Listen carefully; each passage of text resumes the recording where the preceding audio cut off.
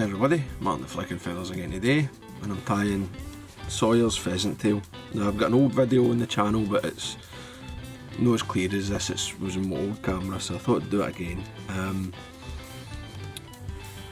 It's a simple fly, but people do find it a bit tricky. So hopefully we can clear that up. Now, as always in the description, there'll be the materials list and all that, and the link to the Patreon page for anybody who would like to support the channel. Get access to the monthly fly tying classes, members only content, and enter the giveaways. Alternatively, you can like the video, share the video, comment below, subscribe to the channel and hit the bell button so you get notified of the new videos, and then you can come and watch them. Right, so I've got my hook and my vise. This is a size 16. It's a Tiemco 5262, so it's a wee long shank hook. To be honest, I prefer the 3761, which is a slightly shorter but still long shank.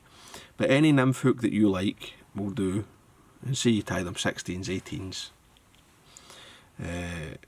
maybe 20s. And I'm starting some extra small copper wire at the bend of the hook, right?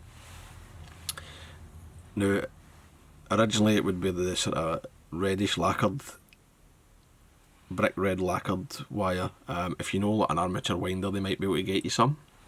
Or if you've got a kid with old kind of toys with electric motors or whatever in them, you can maybe open them up and see what you get. But I'm just using this, and it does work fine. A lot of people use this nowadays, just the standard. So from the back I'm coming up, and I'm going to stop, shunt that back a bit, so we're going to touch and turns to get the weight. We're going to stop an eye length back, right? There's a good clear eye length of space, and then I'll come back, say that's going to be my thorax length. Then I can build a wee ball, like just a hump, just a wee. You're obviously adding weight, but you're also got to create the sort of expression of the thorax and the nymph.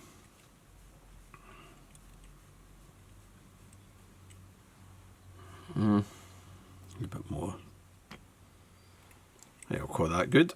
Then I'll come back to my tie-in, and I'll lock that in.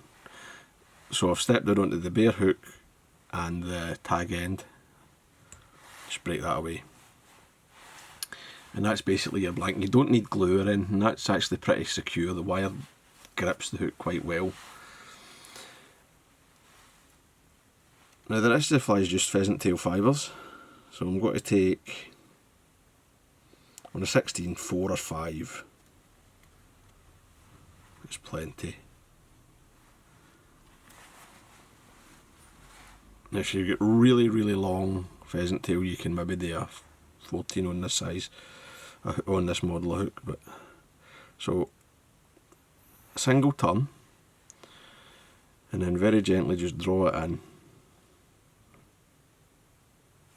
Oops, don't pull it out. Go back. Get a single turn on. Keep a wee bit of tension on it and draw it in. And you want quite a short wee tail. Just got to rock it, make sure it's from the top. I can cheat it in just a wee bit more. Then I'll take another couple of turns forward, and that comes up onto the step, and that really locks that in. That's quite tight now, the coming up from the bare hook onto the step onto the wire. So now you want to wrap the wire around the pheasant tail, and then take it up. And see if a wee bit of copper wire shows through, don't worry about it. Doesn't matter at all.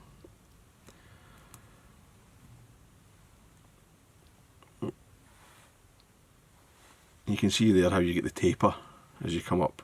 Right, the pheasant tails, obviously you're moving away from the tips, so it thickens slightly, and then you hit that spot where you've made your thorax bump.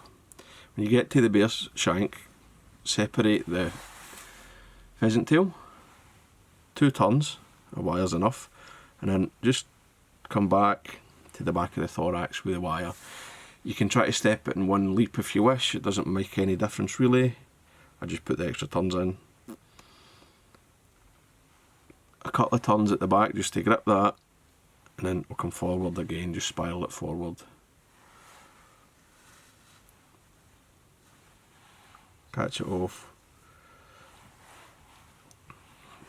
2 turns is enough to hold it. Oops. Trim that close. I'll come to the front and build a wee head, tidying that up, and then you might find the tool is easier than fingers, but you can do it both ways. A wee 2 or 3 turn whip finish, no more than 2 or 3 turns, and gently pull that through, make sure it's tight, and then just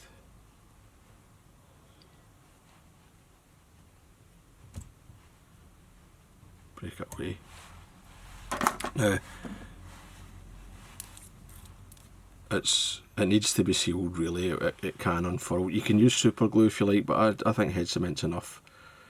So just a wee bit of varnish, and I'm just going to let that flood the eye.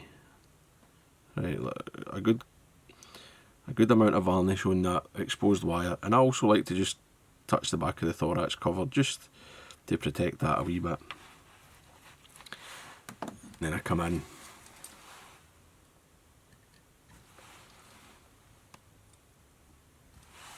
clean the eye. Simple fly, nothing fancy, a wee bit kind of rough actually, but I mean it's a proven fish catcher.